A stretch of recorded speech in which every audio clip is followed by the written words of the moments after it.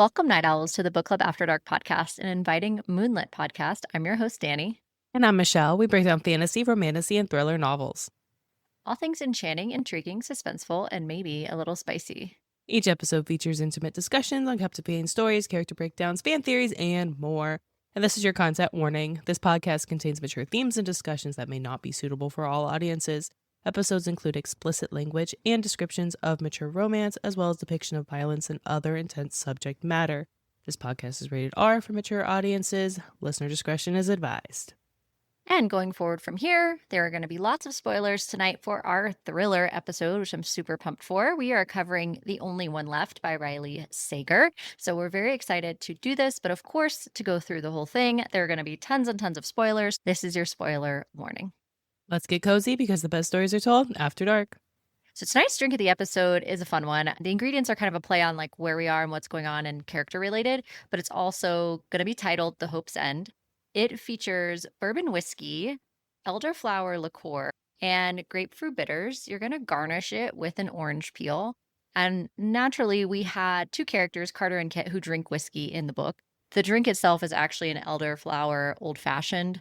We're talking about something that happened in 1929. The drink Old Fashioned was extremely popular at this time, but it was also representative of the folks that we're dealing with in the 80s and in 1929 throughout this book. So that's our drink. Yeah, I love an old fashioned.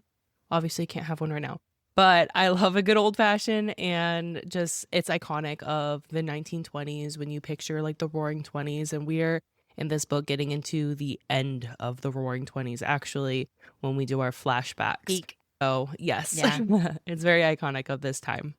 Yeah. So I love this one. Great going down. We will show you how to make one in our drink of the episode. I will be showing you how to make this elderflower old fashioned. So I'm pretty excited about that. I haven't got to make a drink of the episode for a minute. So we'll have the Hope's End coming at you on our socials. So keep an eye out for that. We are going to immerse ourselves now into Maine. So peak New England, peak Northeast part of the country, to a place and location. The home itself is called Hope's End. The town itself doesn't really get a title, but it's just known as the outskirts town. So I'm thinking a very small coastal town, very low population. And this is where our story begins. And this is where we're going to find ourselves. So while you're getting cozy, listening in, immerse yourself in this idea that we are on coastal Maine, and we are talking this book, The Only One Left. We can even see on the cover of the book where we are from a cliffside perspective. Yeah. So if you're here for the book talk or you're reading along with us, we are glad that you're here.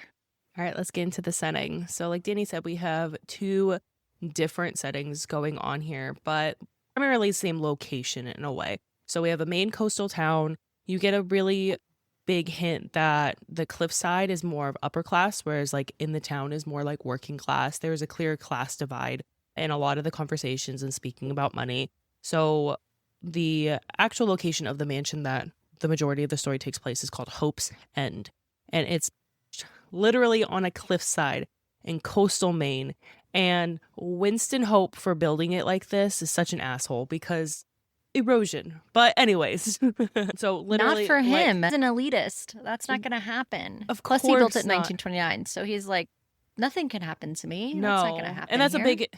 a big telling of that era in 1929, and that's our second setting. Really, that's our secondary setting. So our first time period, so present day for the book, is 1983, and then the key flashbacks are 1929. So a lot of the flashbacks are just leading up to that Black Tuesday when the stock market crashed. So it's really peak Roaring 20s. If you've ever seen the movie Great Gatsby, just picture that the entire time. Yep, that's right.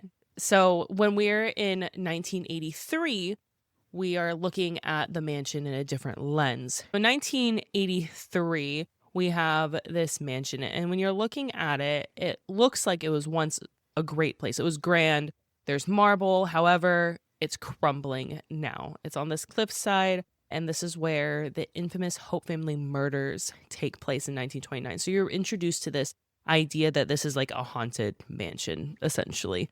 When you first read that, Michelle, that it's like a haunted mansion, because I love thrillers so much, I was like, giggly. My feet are like kicking my feet. I'm like, ooh, this is where the murders are. Yeah. I No, don't know what that says about me, but I was like excited. I love a good haunted mansion story. I love this comes with Mhm. a rhyme that comes with it too. That's very like Lizzie Mhm. Borden, you know, the classics in terms of Yeah, horror. And I just love very that. classic horror. Yeah. Yeah. Mhm. So yeah, Yeah. no, I was definitely like, ooh, yay, murder mystery house. Who done it? And you know, we How'd they love die? solving it. Yeah. Yeah. So, in very stereotypical haunted mansion way, dark hallways, Mhm. like portraits that like are the eyes shifting when I'm looking at them because it's It's so giving like The Shining. yeah. Mhm. There are locked rooms, there's, you know, there's like just the atmosphere is decaying too. And then even though there's a cleaner, it still looks like it's decaying because everything's old. Everything is basically frozen in time in 1929. Yeah, they haven't updated anything. And then you have things that can't be frozen in time, such as erosion, which you talked about right at the beginning. And what's happening is the house is literally slanted as you Mhm. go up the stairs.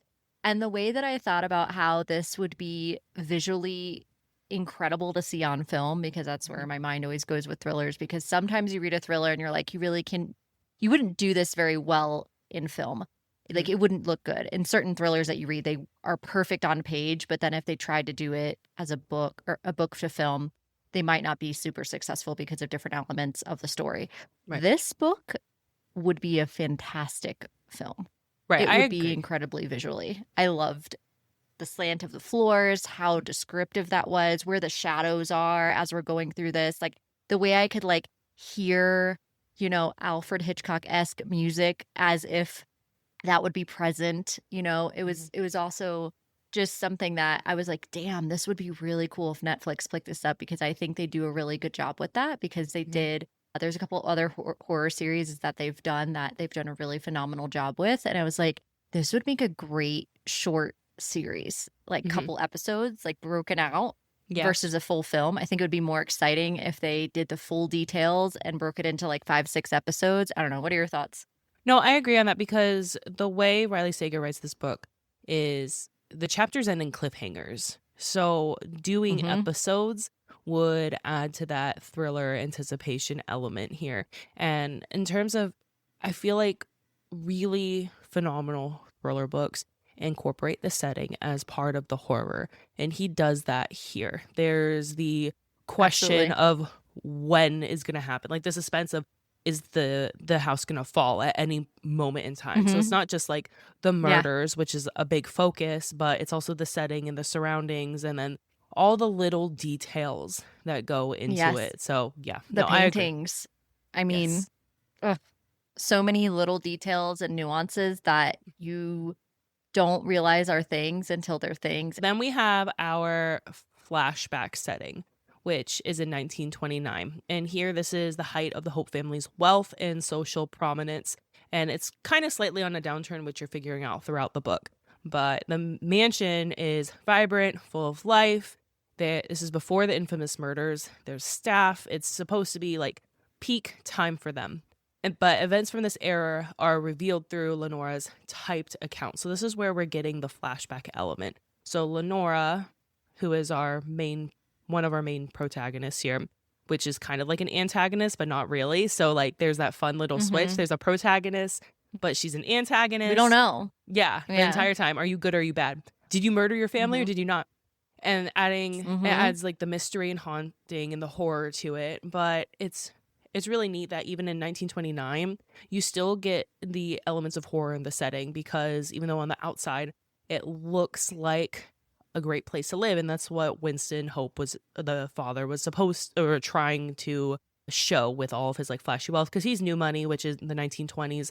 The term new money was used a lot because there are people who just started investing and they got rich really, really quickly. Whereas opposed to Mm-hmm. Evangeline, her family comes from old money, so very like generational wealth essentially there. So there's the two different classes The in terms dichotomy, of it. yeah, Yep. between them. Mm-hmm. So, but even in the home at its peak, it still felt trapped. There, that feeling of Cold. claustrophobia was still there, and isolation was still there. So there's still like that thriller horror sense, even with like the picturesque scene as well. Yeah. And there's still this element of suspense weaved into the time period that it starts in 1929. So let's get into the characters now. We're going to introduce our characters. And of course, the way we structure our thriller episodes is different than our deep dives because we really only do one episode for the entire book. So we kind of structure and break it out a little bit differently. So now we're going to talk a little bit about the characters and we'll get more into the book itself here in a moment and the story elements. So our characters. So let's set it up. We have Kit McDear, who is our first female main protagonist. We'll go with that. She's our narrator. I would say she's a semi-reliable narrator. We can't really trust her even at the beginning of the book. There's already like setting up of, is she a reliable narrator? I personally loved this about the book because it makes you feel the whole time like you're just on the edge of your seat of like, is this true? Is this true? Like you can't figure out where things line up because Kit has a secret and she doesn't tell us about it right away. So her occupation is a home health aide and she's currently on work probation. And we don't at the beginning have the full understanding of why this is, but we know that she was ultimately, throughout the story, we figure out in the very beginning, you find out that she was accused of assisting in a patient's death. What we don't know at the first part is that it's her mother's death. Mm-hmm. And so she was never convicted of this. It was like a huge deal. I mean, she went down to the station, detectives, interrogating her on it, like not a minor thing, a big, big fucking deal. And she gets suspended for 6 months. We find out that her boss basically despises her and wants to let her go. But because everything was dropped, he can't. So she ends up getting assigned to care for Lenora Hope at Hope's End. And so from the start, she's like, okay, this might be like a good fresh start for me. She's kind of ironically hopeful about the experience that she's about to have at Hope's End, even though Lenora Hope has this song about her. She knows about the murders. The whole town knows about the murders, but she's emotionally guarded. She has a lot of guilt and trauma from her mother's cancer and the ultimate fallout of what happened there. Next, we have Lenora Hope, or who we believe is Lenora Hope. So she is the alleged family murderer, and she's the elderly stroke patient that Kit is taking care of. So background, she was accused of murdering her family in 1929. When she was 17 years old, there was a horrific murder there. Father, mother, and sister were killed. We'll get into the rhyme once we actually go into the plot. And then she also is paralyzed, partially, mostly, and mute due to strokes that she had. And the only way she can communicate is by either tapping twice for yes, once With for her no, finger, yeah. Mm-hmm. or using a typewriter and in a very small portion of the book, a Ouija board. So so that's her background. And then we get the twist from her story. So there's a big twist at the end, and as we were reading it, we were texting back and forth and we were guessing it like together. Like, she is not who she says she is. Yeah. And we definitely did this as like a buddy read, which was really fun. And I think that made this even more enjoyable. So if you haven't read this, I know we're about to like give all the spoilers, but I swear, if you haven't read this or you want to read it again, and I suggest having another friend who's never read it read it with you, because this was so fun, just like talking about where we thought it was going to go. And we typically do that with our thrillers because I think for us it makes it a lot more of an enjoyable experience to kind of go on the ride with someone else. You're taking the journey together and trying to figure out what's happening. And the way that we had ideas, but we didn't guess it in full, not even close, of what was going to go down, which to me makes it an even higher better rating. And the significance of her character deals a lot with identity and the plot twist and who she actually is throughout the book, because identity is, especially a woman's identity, is not something that was held sacred in the 1920s at all, 1980s. And a lot of the story is her battling with who she is versus what she's told she is versus what society believes she is. And so there's that whole concept of like battling with your identity. There's guilt, obviously, for things done in the past. And then survival, being, someone who survives an atrocity like family murders. So her silence masks decades of deception, ultimately. Yeah. And then, speaking of deception, we have Mrs. Baker, who plays the housekeeper at Hope's End when we're first introduced to her. She is very stern, seemingly controlling, very protective of Lenora, Mhm. and she's very secretive. We do not know much about her. She's very short, to the point, no nonsense. And we'll talk more about her twist, but her deception also spans decades. She is one of the central elements to our major plot twist in this story. And her plot twist and just who she is as a person, it definitely threw me for a loop to a certain extent. I had some ideas, but the full extent of what went on, I Mhm. did not predict. Yeah, she's something else. Let's just say that. Agreed. And that leads us to Jessie. So her role is a teen housemaid. She's kind of fun and bubbly and goofy a little bit. She wears like Mhm. dangly bracelets. And so she definitely contrasts the setting and basically everyone else that works at Hope's End. So she's young, sassy. She's very suspicious of Kit, of what's going on, because Kit starts diving into the murders pretty quickly and like trying to like Mhm. solve a Like case. day And she's 2. like, I was just joking, relax. But she's very observant.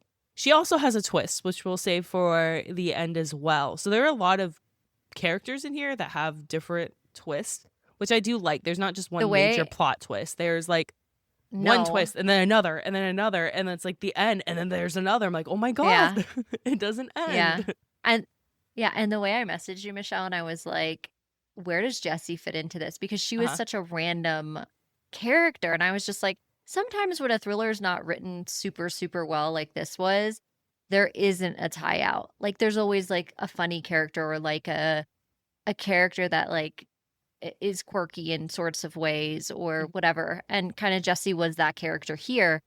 But the way that Riley Sager ties these bows at the end is nuts. Mm-hmm. And I was just waiting to figure out Jessie's relevance because she kind of just seemed like this housekeeper there, which they desperately needed at the house. So that alone would have been justification to have her there and like, have her flee towards the end or whatever things, shit hits the fan. And honestly, but that didn't happen. And Right. it made the book even better for me. I agree. And you mentioned that there's a nice tie at the end. And I feel like basically every character gets a nice tie Mhm. in at the end on their importance. So we don't have like random side characters that are like just meant to Nope. die off for no reason or just meant to be funny or they come in for one scene. Every character served its purpose, even like the flashback characters that we reference. Yep. Which is nuts to be able to Hmm. tie all those bows together. And let's talk about Mary. So Mary Milton is the former nurse before Kit, because obviously Lenora had a former nurse for her and nurse's aide, I should say, because they don't call themselves nurses. So she had a Well, caretaker, Mary was a and nurse. Mary was a registered that's nurse. true. Hmm. That's right. And she mysteriously disappears before Kit arrives. And they're like, oh, she just left in the middle of the night. Like, we don't know what happened to her. She just left in the middle of the night. And the fate of her starts to unravel like oddly. And I remember writing this text to you like fairly early on about Mary because when Kit goes into her room and she's like, why is her medical bag still here? Hmm. Why are all her clothes still here? That was already to me like a super major flag that there's Day something one. really dark going on here Hmm. and something sinister going on here. Yeah. And the fact that Kit doesn't piece this together right away was probably like one of my only irritating things about her was I was like, girl, like, what are we doing? And there was like one other key moment when we go into plot of like another time I text you and I was like, girl, what is Kit doing? You Yeah. know? But even still, like, I don't think it would have changed how it drove the plot. It just was me being like extra scrutiny over that character. But Mhm. Kit, like, kind of shoves aside. She's like, oh, well, she left in a hurry. Maybe she had a family emergency and she just like didn't grab all her stuff and she just found out she needed to get somewhere quickly. And you have to think this is in the 80s. This is pre internet, pre cell phone, all of that. And Mhm. so the idea that you don't know when someone comes back is not that crazy of a Mm-mm. thing as it would be now, where you can like check where someone went so much faster and there's like a lot more. This story just doesn't work in our time period for Mhm. those several of those reasons. But it works in this time period very, very well. And it came together very well. But that's Agreed. Mary. So then we have Archie. So Archie's a unique character because we get him both in present and past. Archie is Hmm. the chef that is currently working in 1983 as the chef, and then he worked in 1929 as kind of like a starting chef because he was like 16, 17 at the time. So he was still really young. So he was just working in the kitchen.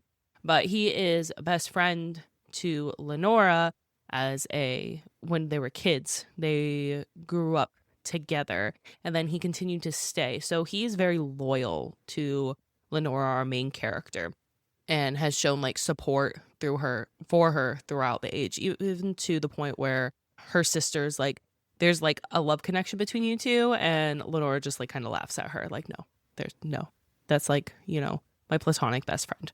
So Hmm. And then you have Evangeline Hope, who is Lenora and Virginia's mother.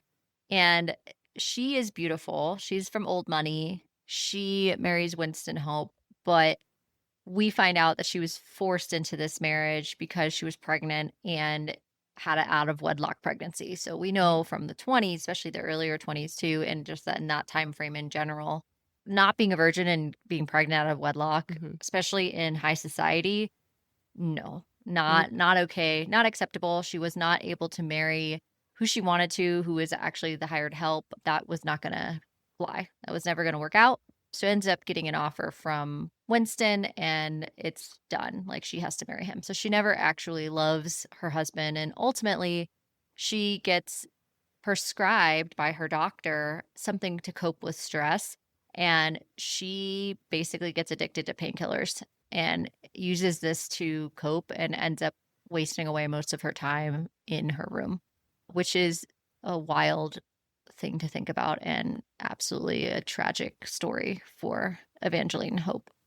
Agreed. Her storyline was very tragic. Then we have Winston Hope, who I would say is probably our main villain, even though he's not Yeah, the not a good murderer. dude.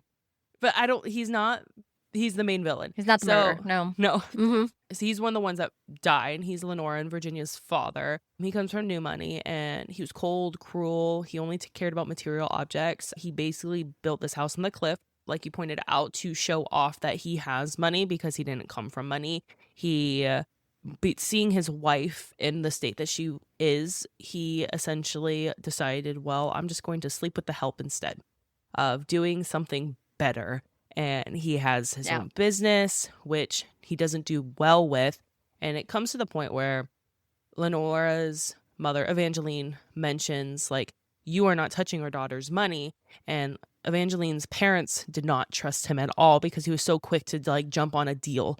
Like, hey, I will be bribed to marry your daughter. He's just filthy all around. We don't like him. No, no. But is he characteristic of the time? Yeah, Yes, absolutely. absolutely.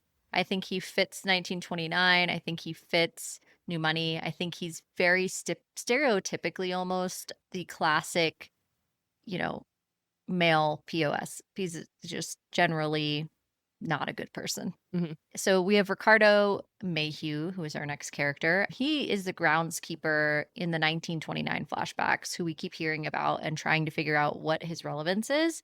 He is initially perceived as the lover of Lenora and father of her child. And he's also married to Bernice Mayhew, who is a maid at Hope's End. So we have some not good thing going on here, definitely some cheating.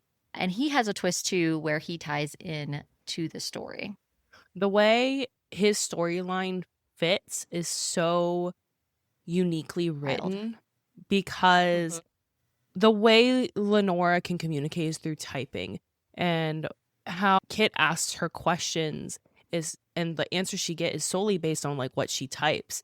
And if she like uses nicknames, if she leaves out information, then Kit tries to fill in the gaps with the little information Herself. she has. So we Mhm. have this whole character and we think he's one thing, and then at the very end you're like, oh shit. And then, obviously to do this episode, I also did like a skim reread, and then I'm like, oh my god, like I was perceiving this one way because Riley Sager wanted me to perceive this one way, but going back, I'm like, it was right there in front of you. There. And that's like with multiple twists. You're like, he tricked me ultimately. Yeah. So very well written, these twists and these characters.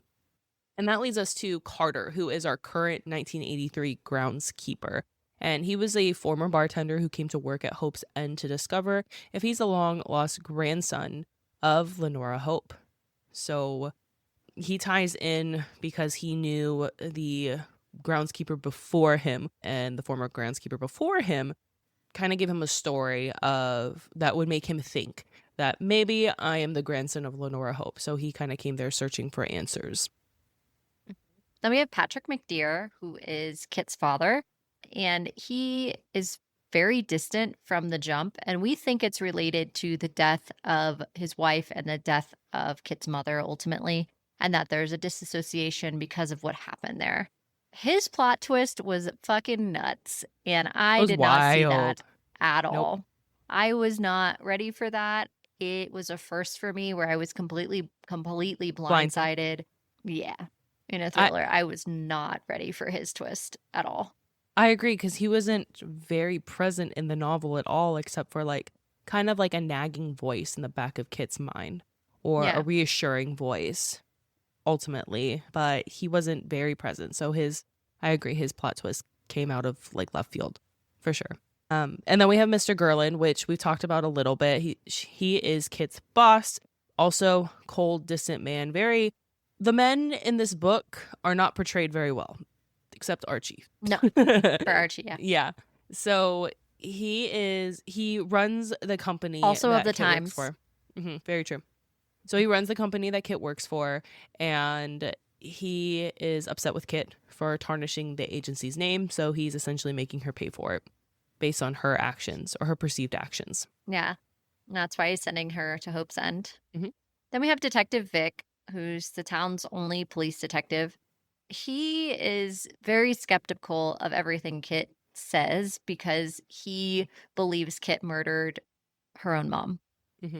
So there's definitely some weirdness to him and his role, and the interactions between Kit and him also lead to the detective not understanding what's going on at Pope's End and also having a disbelief in Kit as she's telling him this story, and also give him, because he used to work at Hope's End in 1929, gives him like kind of he uses too many assumptions because of this. Right. And he's not a great detective because of how close he is to what he's trying to work on. So he allows loose ends and question marks to not be answered. And I don't think he's a great detective. That's my opinion of him. So, structure of the story, which we talked about a little bit, it starts in present day with Kit in 1983. She's our main protagonist that we're following, and we're flashing back multiple times to 1929 with typed letters that Lenora writes to Mary and also to Kit while the story goes on. And what I really liked, especially because there's certain ones between Lenora writing them to Mary and the timeline of where these are inserted, helps move the story along in a way that Kit isn't seeing. And so it's just a different way to line all that up. And I thought that was very clever. I also really liked that the type, like the font between, like there was a true typewriter font for Lenora's letters. And that was really cool. They had it on Kindle and they also had it in the physical book as well. But I really enjoyed that. So that was great. Yeah, I did too. So let's get into a little bit of themes. So for the themes that we're seeing in this book, we have truth versus perception. Basically, perception is a very iconic thing that's happening here. People perceived Lenora to be a murderer. People perceive Kit to be a murderer. There's the perceived notion of like the mansion's haunted. So there's perception, and honestly, it's digging deeper into like what's actually behind that outer layer.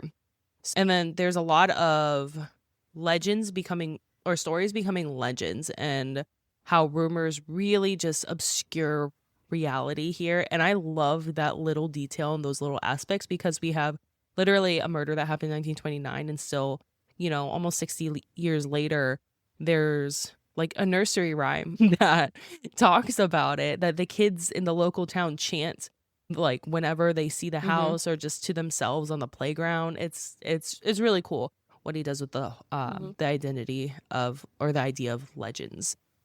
Mm-hmm. Speaking of stories becoming legends and kind of talking about characters and where this is relevant, we didn't zone in on Kenny, but he's like a very small side character that Kit's initially sleeping with. And Riley Sager, of course, still ties him in as a central element to the plot because he ultimately basically shows Kit that, like, you are so smart that sometimes you miss really small details that I pick up on. And he's a lot younger than Kit. And so he is messing around and like trespassing on the property and running around and talking about stories or legends, daring each other to like, and he's super young compared to Kit. She's 31 and so they have like almost a decade in between them. And the twist, a revolving identity and where truth and perception lie. This is key to any thriller, but it's very much highlighted here in this book. There's just so many different ways that this all ties together. Then we have isolation and confinement. This works really well for thrillers too. This feeling of not being able to leave, this feeling of the physical setting of Hope's End is just like quite literally physically decaying. And there's the imprisonment emotionally and psychologically of some of these characters, which is basically everyone that's still stuck at Hope's End. We have Lenora is trapped in her own body inside the house. Kit is physically mobile, like she can go wherever she wants, but she cannot leave Hope's End either because she has so much grief and shame and distress after being blamed for her mother's death, which has basically ultimately led to the fact that she can't get another job. Nobody else will hire her. She couldn't get a job to flip burgers, like nothing. Nobody in town will hire her. She was on the front page. They know who she is and they know what she did because of the court of public opinion in the newspaper. And so therefore she can't get a job anywhere. And her last hope is Hope's End.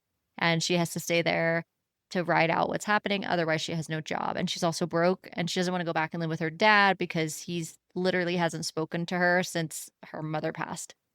So she's stuck there too.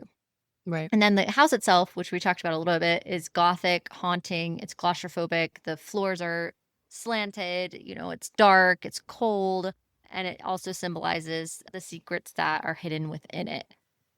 Let's even talk about the name of the estate, Hope's End. So the last name of the people are Hope, right?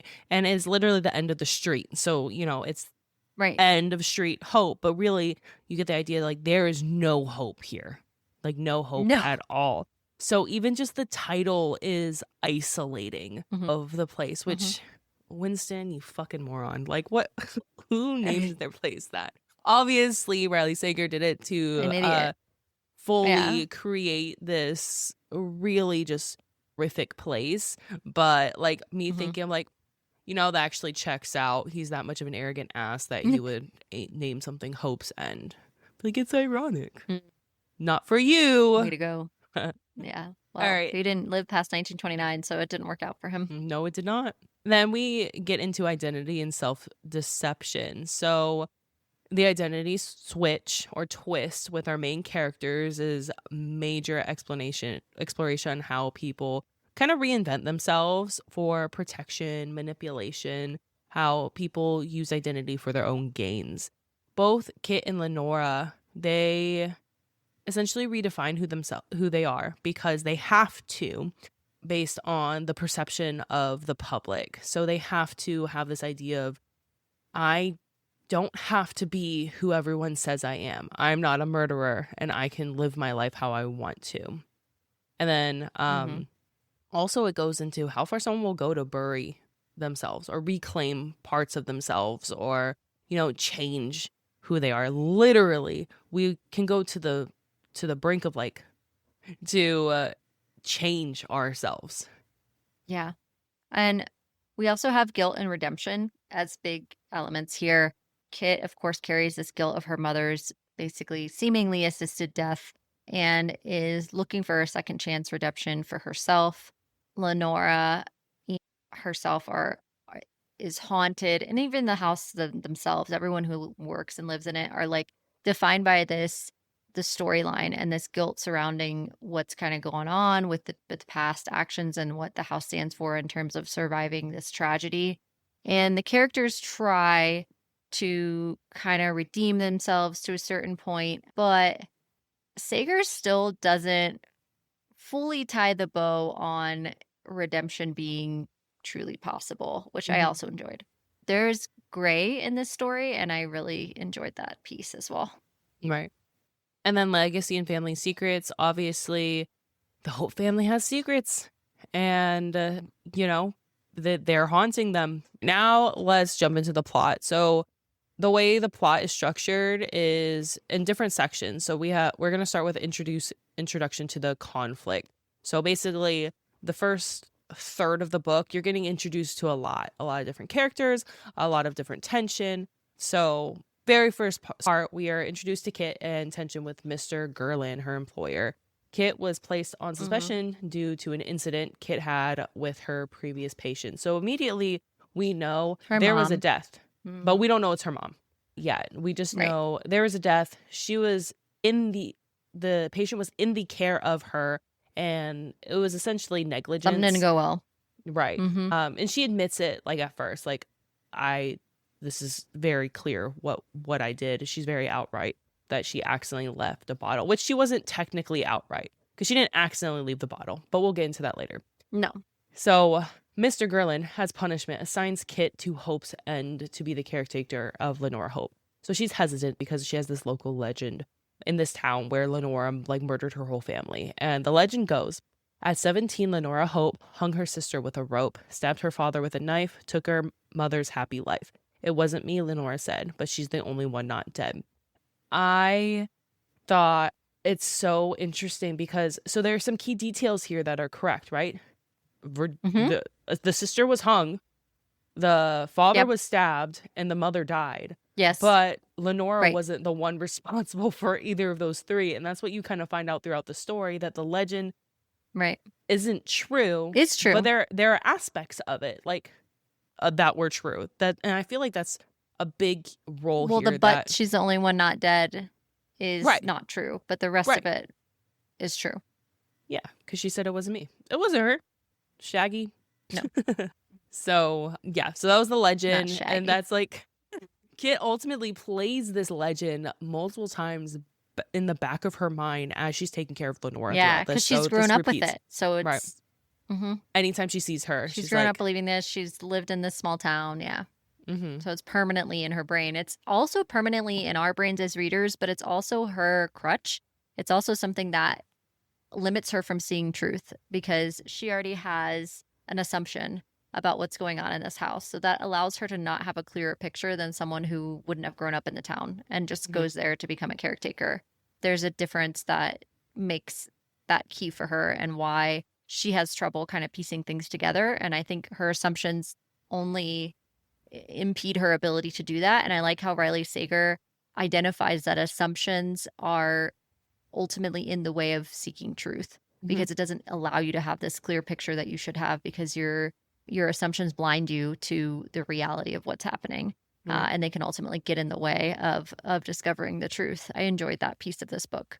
So when she arrives, and we'll kind of go quickly through this to get the basics of the plot.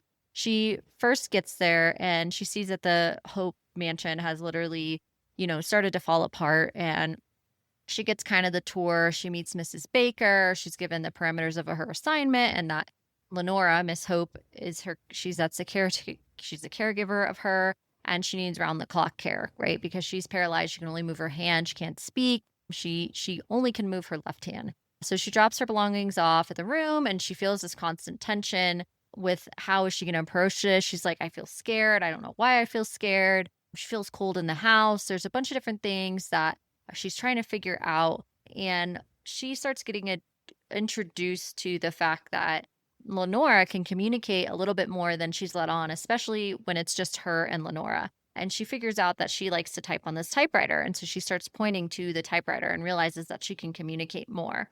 And she types out basically the first chapter of her book, of her story. She tells Kit, I want to tell you, I want you to know my whole story, and I'm going to tell you my whole story. And the first thing she tells her about is sitting for a portrait that Peter Ward is painting this portrait of her. And we're introduced to her perspective in 1929 of her life at Hope's End, and that her father cares only about money, prestige, and perception of happiness, but not actually about happiness. And she felt confined even then to Hope's End, and she hated it. She hated living there. I mean, that game that he played with them, he would literally lock them in their rooms and be like, first one to Yeah. scream loses. It's like, what the kind of game is that? And all the doors in the So the bad. entire mansion are locked from the outside. Locked from the front. You don't. Yeah, from the outside. That's so. Why did you do fucked up. that? Right. It's a bizarre Only thing to ask confine for. someone in there. That's literally the only reason, unless a locksmith just fucked up the entire thing, which I doubt it. He's just a messed up man. Yeah. Winston's just got serious issues, so no. Mm-hmm. So there's definitely some abuse happening there with the father, for sure. Even at the beginning, we kind of get that identified.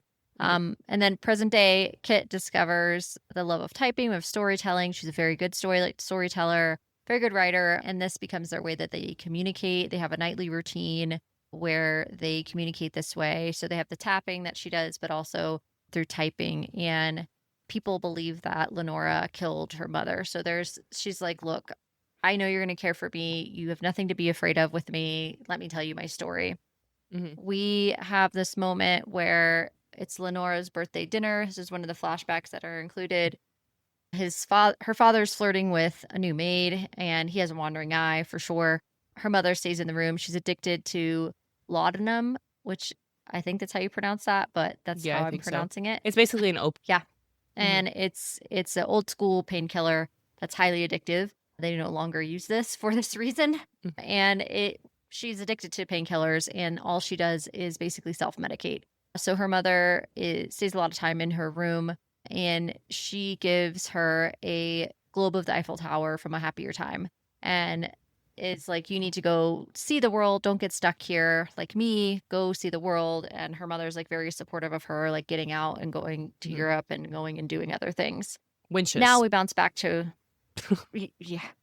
bounce back to present day, and there's a lot of jumping around. So Jessie ends up she gives her the murder tour. So now Kit is getting the murder tour of where the murders happen. She shows her like, hey, when you came into the house, by the way, did you see that giant blood stain? And she didn't realize it was a blood stain. So there's just all these, it was where Evangeline was murdered, where Winston is found on the billiard table. So we get our setup, like what I call our clue setup, which is basically Winston was killed with a knife in the billiard room. Evangeline was killed with the knife on the stairs.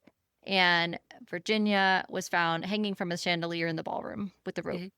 So you have all the different weapons, how it happened, and there is no murder weapon that was ever found, even though multiple stab wounds were found on the victims.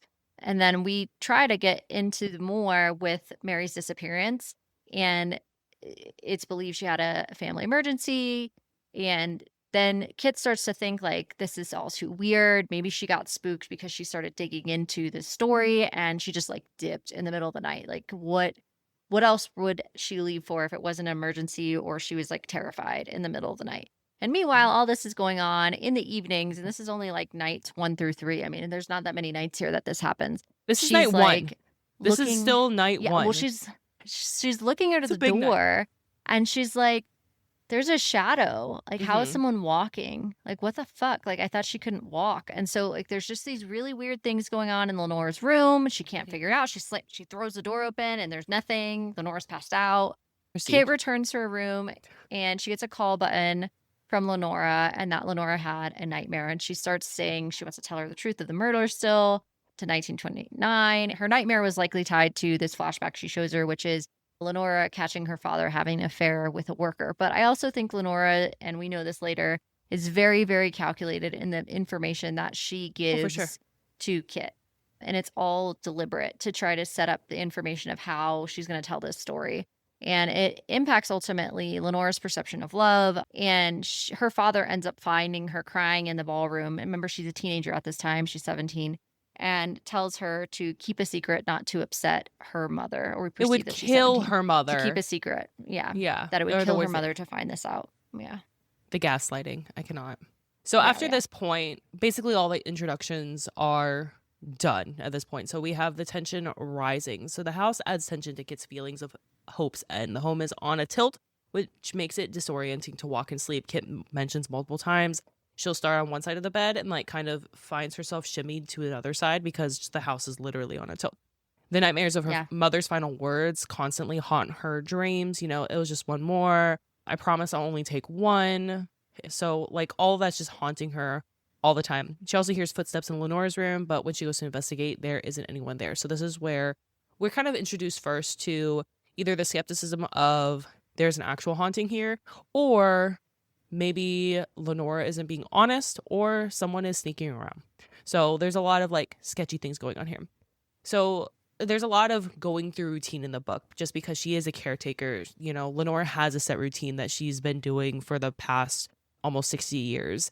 And her handwriting, when she starts to type, I say handwriting, her writing, when she types, is actually very eloquent. Kit comments like, you're actually a very excellent storyteller.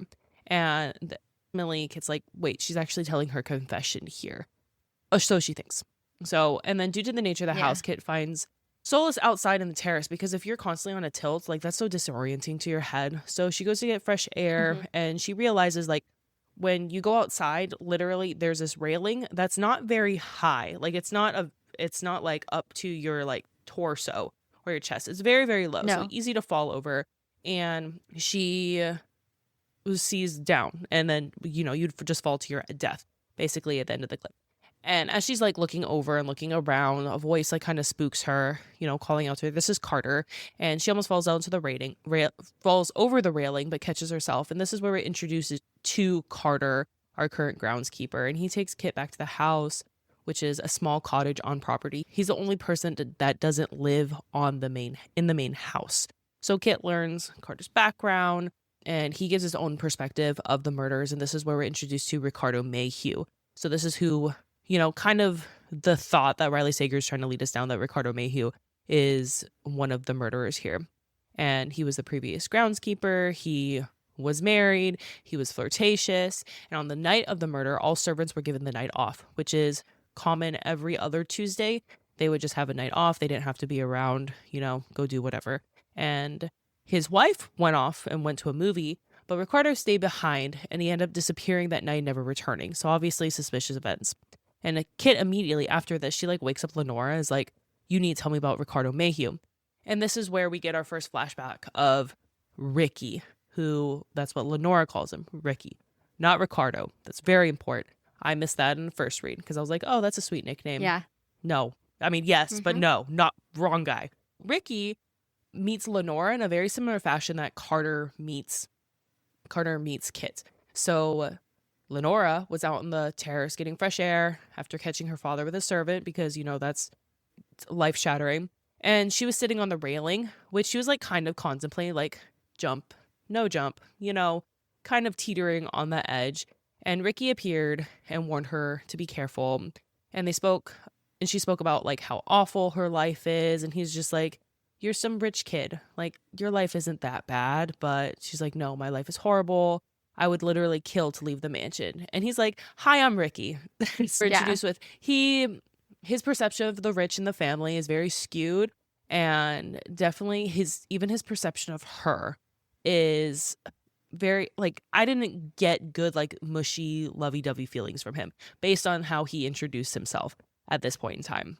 So Lenora, present now, Lenora typed the name Ricky on the top of the page and tells Kit that she has to go in order of events. And then Lenora writes out a chapter. She realized that it's a love story, and she fell in love 8 months before the murders happened with, which Kit believes, Ricardo Mayhew, but it's Ricky. So the house continues to spook Kit continually. She hears sounds in Lenora's room. She sees the shadows. She sees gray movement. It's just a constant thing that she's seeing and hearing. And she gets to the point where, like, I'm quitting this shit. I'm tired of being spooked because I am done with it. Because she goes and confronts Lenora, like, hey, is someone in here? And she says Virginia. And she's like, oh no, there's a fucking ghost in here. I can't do this shit. So she tries to get a reassignment from Mr. Gerlin. And he's just like, no. If you quit my employment and you don't have a job. So he's such a dick. Yeah. He is. So he's like, you have to stay. I mean, it's her mom. Like, what's wrong with you, bro? Like, why would he kill her mom? Right. Well, because he only gives So, a shit.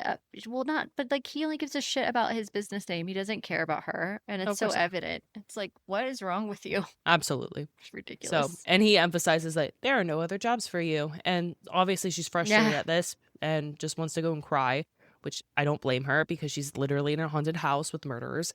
And she goes on this he's also a terrace. villain in my mind. He is too. Yeah, absolutely. She's like, well, I'm going to figure it out. I'm going to see what's cast in the shadows. So she like goes out and is trying to like look around, trying to like make some sense into Yeah, it. like the Cause next day or whatever. yeah. Yeah, And she like looks over the railing and she sees the dead body of Mary Milton that yeah. fell She's to like, her what death. the fuck? Yes.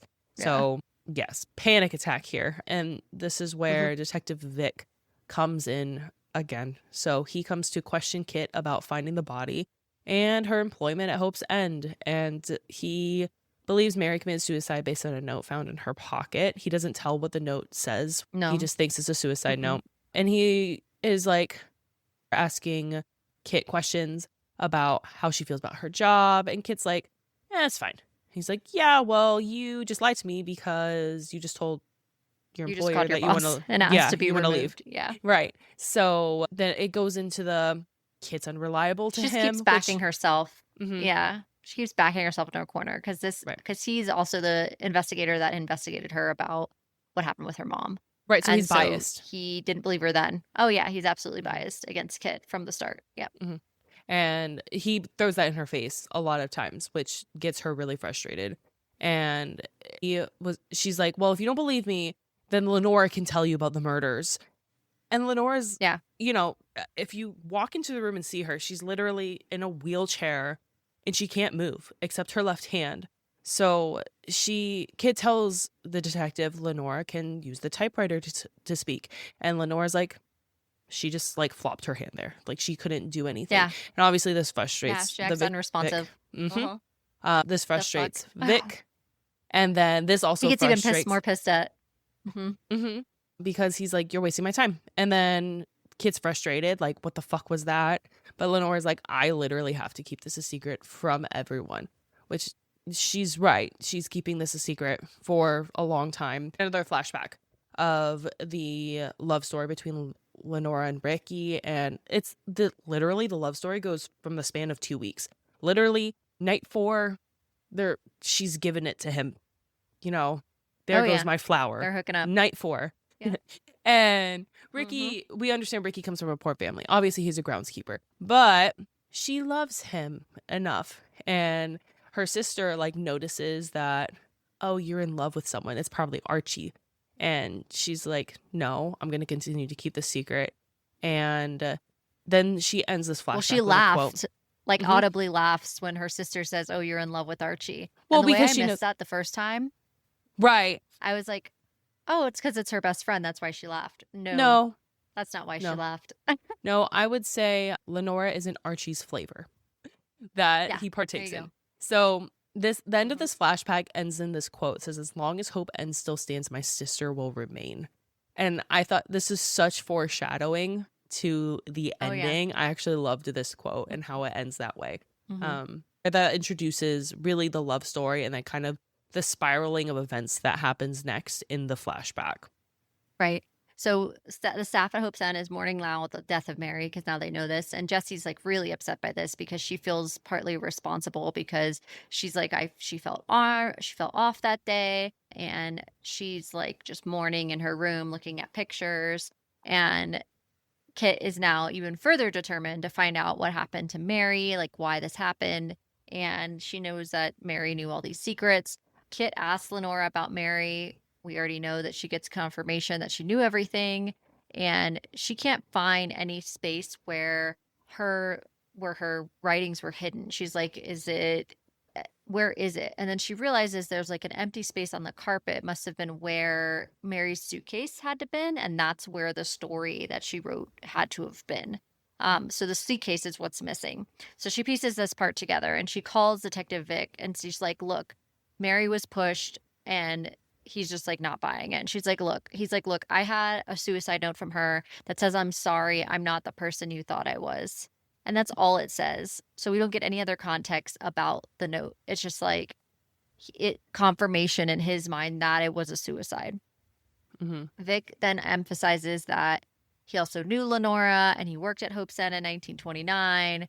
And the case gets cold. And that's kind of all that happened with it because they couldn't figure out what happened. They didn't have a weapon, etc.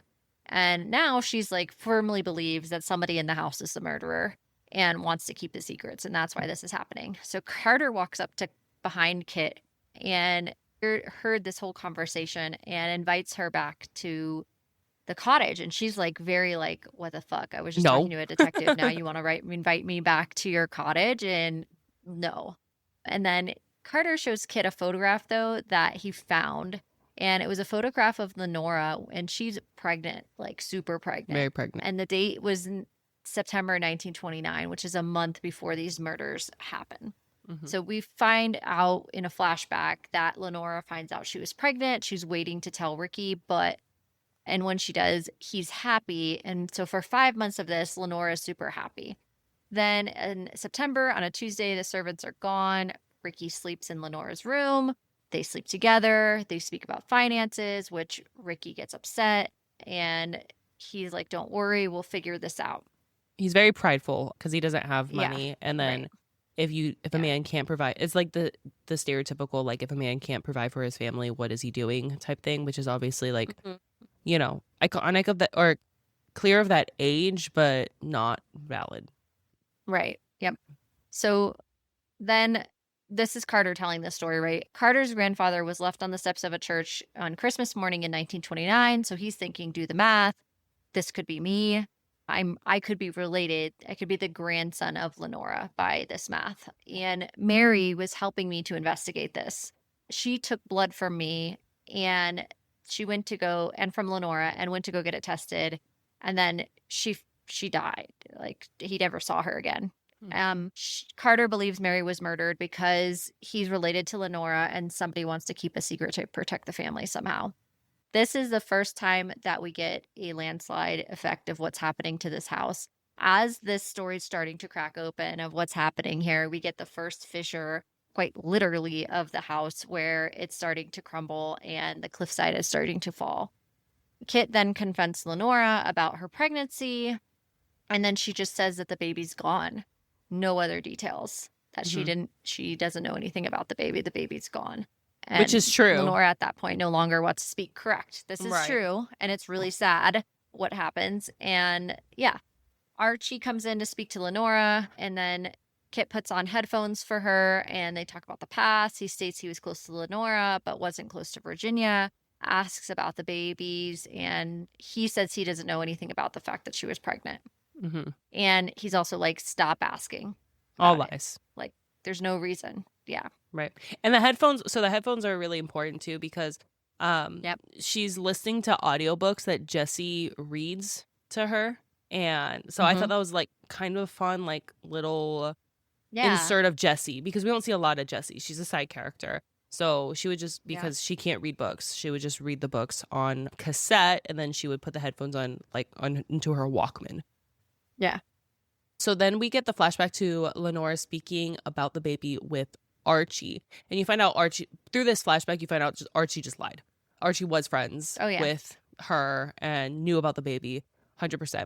So he said he was happy for Lenora, but was also concerned because he understood the social ramifications of having a child out of wedlock during that time period. I mean, look at her mother. And he talks about knowing a doctor who can help her terminate the pregnancy because her father has been impregnating multiple maids who have had to go through a similar experience, unfortunately. So there's a lot of talk around the mansion about and that sort of thing.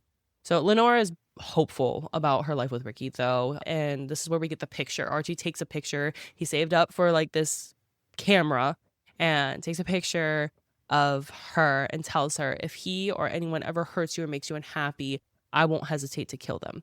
So this introduces, or Riley Sager introduces, maybe this could be a killer. So he's like putting all these, like, with just the vocabulary, I will kill them. So he could potentially be a killer here because he was there in 1929 when the murders happened. And then to the present, after Archie leaves the room, Kit speaks to Carter about the house and the murders. And this is where Kit discovers the Walkman, which she placed in Lenora's right hand. So we've talked about how she's paralyzed except she can move her left hand. However, the right hand, or the Walkman, was switched off. And Kit is like, wait a minute, did I do that? Could you accidentally do that? So she's like in her room, like trying to like slam the Walkman against like her hand, against anything to try to get it to like stop or switch off. But there's like literally no explanation. So she's like, all right, well, Lenora's lying to me now. She switched it off. That is the only way that this could happen. So, and then we have noise outside, kids snooping around. This is where we get Kenny back again into the story. And because him and a bunch of other guys are drunk and they're shouting that she's a killer bitch. And then Kit like literally he's an idiot. Takes off and tackles them. I'm like, what? But, you know, I mean, I'm 31 too, and I'm not chasing no 20-year-olds down the street. Like, what are you doing? So she tackles him, and this is the guy she's been sleeping with for the last 6 months before getting her job at Hope's End. And he's just immature, and he reminds her that people aren't always as they seem, and what the rumors say about them aren't true. Because he's like, people told me you were a murderer, but I didn't see that. So, you know, you gotta dig deeper and look past what people are saying. And then we have, I do like the pacing of this book, because even though like there's a lot of time jumps and stuff, but like a whole chapter isn't even like one day or one time period. There's a lot of quick pacing here. So the next morning, Kit wakes up and goes into Lenora's room, and on the typewriter, it says, "It's all your fault," like repeatedly multiple times. And Kit immediately is like, family meeting, who the fuck did this? And no one confesses to typing the page. You know, they're like, you're kind of crazy. You're going up on about these ghosts. And Mrs. Baker's like, right, why didn't you tell me before? And Kit's like, I tried to, and you told me to like relax. It's just the house. And Miss Baker's like, okay, well, if Virginia is brought up again, then I need to know about it. Like, she like kind of gets spooked, which is like, okay, Virginia's setting you off for a reason. And then this is where we get Kit testing her theory that Lenora can actually move and has been faking her injury. So she's in her right hand, she starts like dropping objects into it. First, she starts off with something light, and she's hoping for like to trigger a reflex here. And she realizes, I need to drop something a little bit more personal, a little bit more fragile, valuable, that you want. So she takes that snow globe that her mother gave her on her birthday and drops it into her hand. And Lenora doesn't catch it, and it just shatters on the ground. And then Lenora's just like her eyes like narrow, like, you bitch. Like, she's not gonna risk it to catch that, but obviously she's pissed. And then after this, Lenora's like, nope, I'm not interacting with you. You're not getting no knocks. You're not getting any texts. Nothing from me. Nothing. Yep. Nope. She cuts her off. So then we have another flashback. Lenora and Virginia are eavesdropping on an argument that their parents are having, and they're yelling about money. And this is where we find out about Winston not being trusted with the girl's inheritance, and that we find out that Lenora isn't Winston's child. And this is the revelation that her mother was pregnant with another man's child, and that they couldn't actually be wed. And this is a revelation because they first realized, they never resembled each other, but like they didn't piece it together. And her sister is really rude to her and is like, oh, well, you should be relieved because you're not the only slut in the family. Like, look what mom did, and like, look how you were brought into the world. And so Lenora ends up going to her mother and asking for the truth, and Evangeline confesses all of this information. At least that's what you're supposed to think. That's what mom did, and that's how you were brought into the world. That's how you're supposed to think when you read this. And then the plot twist kind of changes that perspective. But I like how because she doesn't say that. She doesn't say that directly. She calls her a slut, but you infer a lot of what Lenora's feelings are, you know. And I do love that about this author. So she's like, well, look, Kit, in the present tense, we're jumping back, is like, okay, Lenora, you don't want to talk to me. I get it. Let's make a deal. I will take you outside. Do you want to go outside? Because Mrs. Baker's rule is you can't go outside. And the deal is you have to tell the rest of your story to me if I take you outside. So Mary Milton has her funeral, and Kit takes Lenora outside. And this is one of the moments where I was like, what the fuck, Kit? Because she takes Lenora outside for like the first time in decades. And so they end up falling asleep outside in the grass. And she starts to ask Lenora some questions before this happened. She's like, the baby was a boy. Mary did draw blood from her arm. And she's like, I don't think I'm going to tell you the truth. So Kit gets pissed off and she runs upstairs to get this typewriter. But meanwhile, she'd taken a nap. So they're at this funeral. And I'm like, what the fuck, girl? They're going to How come long back is from the it? Yeah. funeral. How long is this funeral? Mhm. And I remember texting that to you and being like, what is going on? And so then she gets caught, of course. Duh. And Miss Baker takes the typewriter and throws it over the cliff. Awesome. We have another flashback, and this flashback takes place right after the last flashback where Lenora realizes that she is not her father's daughter. So she goes into the room, and her mom is like unresponsive ultimately. And she realizes she would have died if she didn't come back into the room. The doctor just, and instead of like Dr. Walden, he's stupid. Instead of like, let's get her off these drugs because is clearly taking too much. We're just going to just prescribe her smaller doses. But she still has the whole bottle, so she can down whatever she wants, but whatever. And then by the end of September, her pregnancy was showing more and more. And she's like, I got to come up with a plan. I can't keep hiding this. Her clothes have to be like sewn, like taken out a couple of inches. Her dad's starting to notice and puts her on like this crazy diet because girls should have a girlish figure, even though it's commented that he's kind of a little bit on the more indulgent side. But she needs to eat more because she's hungry all the time. And she needs a doctor because she's 5 months pregnant and hasn't seen anyone, but obviously she doesn't trust Dr. Walden. So she realizes the only person that she can probably trust is the mistress. That is it. Yeah.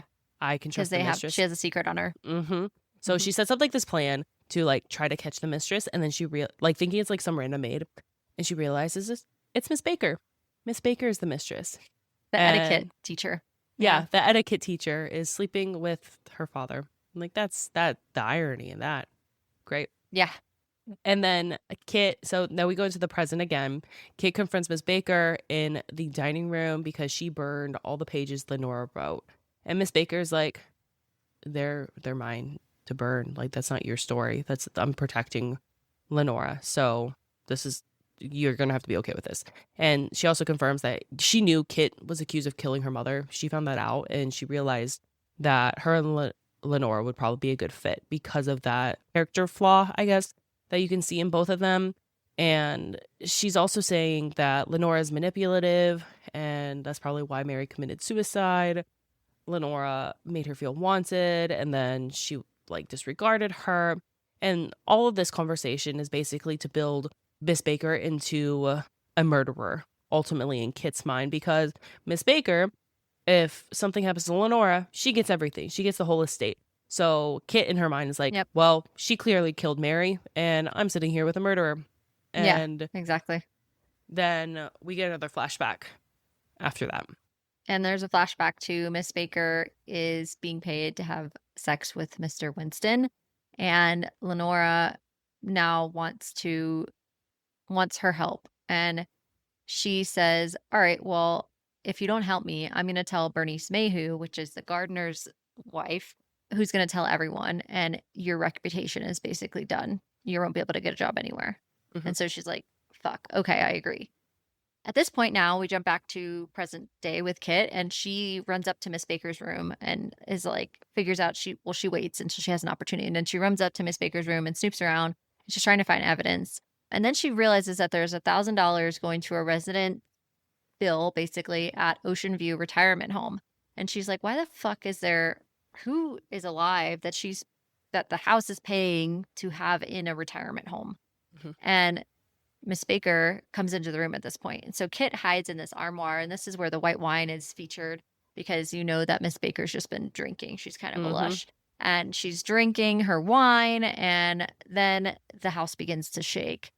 So she almost gets caught. Kit almost gets caught right here. And this is where in the writing, not only you have all this other suspense, like every other chapter, there's some like very suspenseful element. And this was another one where she like almost gets caught by Miss Baker. And she's kind of saved by the bell in this point, which is the crack that's running through the house. So there's a crack running now through this terrace, and that's where we end that piece.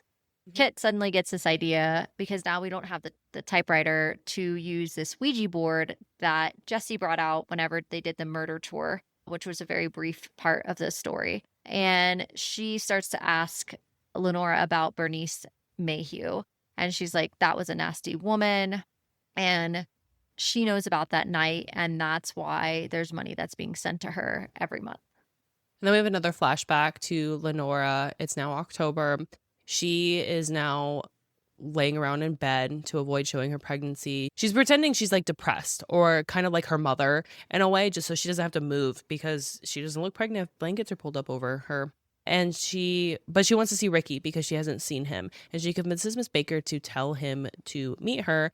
And as Lenora is tiptoeing down the stairs, she runs into Bernice Mayhew, who catches her and sees her pregnant. And she's like, I knew it. You're just like your mother. And she believes Lenora has been sleeping with Ricardo, her husband. And that's because Ricardo has been sneaking off for sure. But remember, she is sneaking off to meet Ricky. So she ultimately blackmails Lenora and her family for $50,000 to keep her mouth shut. And she tells Ricky the situation, and they decide that we're going to run away, and we're going to run away tomorrow night. And that leads into tomorrow night, obviously being the night of the murders. So it starts from there. And then, so that's where we're introduced to Bernice as like a flashback. We get her character. And then now we're present day. We actually see Bernice Mayhew. Kate goes to Ocean View Retirement to question her. She lied to the staff to get in, talking about how she's like a nurse from the insurance company. And Bernice confirms that she was present the night of the murder. She saw Lenora with a knife and a bloody nightgown. That's all she saw. Like, she didn't see the murder, but she saw enough to probably incriminate Lenora. So there was screaming, and Lenora told her to just get out, which she did. She says she felt bad for Virginia because she knew she was in such a state, which is another hint that I didn't catch the first time around. She believes Ricardo fell for Lenora's big blue eyes. So this is where we're getting introduced to the twist. She left the mansion and knew Ricardo also left and probably killed the parents and fled because she never saw him again. He's just gone. And Archie later gave Bernice an envelope with $1,000, and Bernice said there needs to be a similar payment every single month. And that's like hush money. And that's how she gets the $1,000 every month now, almost 60 years later. Like, that's a ton of money that she got, more than $50,000. And then way more. Yeah. Detective Kit ultimately interrupts their conversation and escorts Kit off the premise for trespassing. Now let's get into the twist, because this is where this shit just hits the fan, because you're waiting for it and you're waiting for it. And this isn't a long book, but you're still like, okay, how did we, like, what the fuck? You know, like, what's going on? Who did these murders? What's happening? We have these portraits. Kate comes back to Hope's End. She's looking at these portraits. There's 4 of them. There's 3 that are covered. So I was like, we're going to get a reveal of these portraits at some point, because we have our author who identifies that there's 3 that are covered. Like, we're going to have to see what's underneath these at some point. So she looks at the portraits in the hallway, and she takes the black silk off the portraits, and she realizes that Lenora Hope had blue eyes and Virginia Hope has green eyes. And Kit then checks the urns to see that one is empty. So we flash back, and the eye color is important, because remember what Bernice just said. So Kit checks the urns and sees that one is completely empty. Flashback to the night Lenora wanted to leave. So now we're at the night of the murders. And her sister comes in to see what she's doing. Lenora said she's leaving. Her sister locks her in her room to save the family from embarrassment. Wonderful. Kit confronts Miss Baker. Now we jump to the present day. Kit is confronting Miss Baker about being Lenora. Miss Baker was very outright with this story because she pieces together that's Lenora. And she goes, Miss Baker becomes very outright with the story. And she explains everything she saw that night. She found her mother dead, went to call the police. Then she went to find Virginia, who had hung herself in the ballroom. And she goes out into the terrace and is just like screaming bloody murder at this point. The police arrive and they find Virginia is still alive. She's responsive, but she can't speak because the hanging damaged her larynx and snapped her spinal cord. And you have to remember, too, that Virginia at this time, who was Lenora, there's a switch here. We now find out that Miss Baker is Lenora, and Virginia, who's in the wheelchair, was acting as Lenora this whole time. It's important to note that Virginia, as she was pregnant, was already acting as if she was unresponsive. She was already kind of practicing this for a time before this occurs. So the police are suspicious now of Lenora, the real Lenora, and all of her friends left her. They all abandoned her at this point. So she ultimately bribes Dr. Walden with a vehicle of her father's and says, you need to declare Virginia that she's dead because she really can't do anything anyway. She's not going to know. And like, you need to just do this. So he does. He declares her dead. And she has Virginia take her identity as Lenora. Lenora ends up becoming Miss Baker. She leaves ultimately for 2 years. At first, she tried to tell people the truth, and then she just changed her identity completely. She flees to Europe. She starts a new life for a couple of years, and she returns just before World War II. She confirms that Virginia was not pregnant when she hung herself, and Lenora actually removed the chair so it wouldn't look like she committed suicide for losing the child and murdering her parents, which she doesn't blame her for doing. So Lenora thinks that Virginia murdered her parents too. Right. So Lenora doesn't even know the truth of what happened that night because, and she even states that, like, I'm going to tell you only what I know. And that's still limited because I didn't see everything. Right. So we jump back in time to now Virginia Lenora, but Virginia, who we now know as Virginia, is giving birth to her son. They force her to give birth on the floor of her room. I can't even imagine. It's horrific. These next two flashbacks, I'm like, I can't. Awful. Her sister and Miss Baker the real Miss Baker helped deliver the child. And her father tells Lenora to not give Virginia her child or he's going to kill the baby. Toss it right over the edge. I'm like, holy shit. Right I'm like, what the fuck? Heartless. Yeah. Heartless. And Miss Baker's like... Because he doesn't want his reputation tarnished. No, how dare anyone think less of him. And then Miss Baker's like, it's okay. Like, Virginia's like crying. Like, please, no, don't do this to me. Like, her heart's like literally shattering in two. And Miss Baker's like, I'm going to come up with a plan. I'm going to figure it out. But then Virginia, she passes out and she never sees her kid again. But we don't get that side of the story because from Virginia's flashback, she doesn't know what the plan was because she wasn't conscious for it. Right.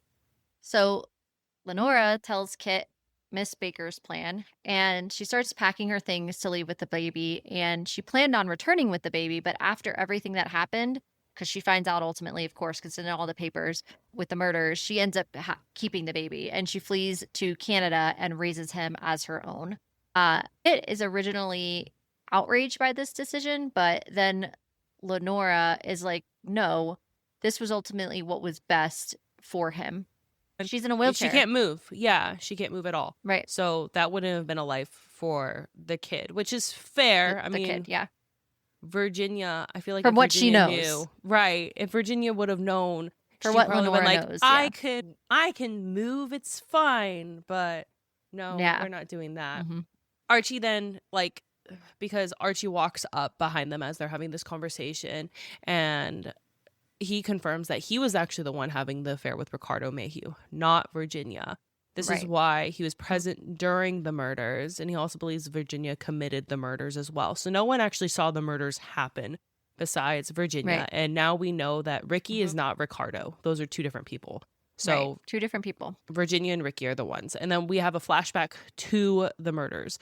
Virginia gets the strength to move. She becomes conscious. She grabs the knife that was used to cut the umbilical cord and immediately goes to her father's study, ready to just kill him.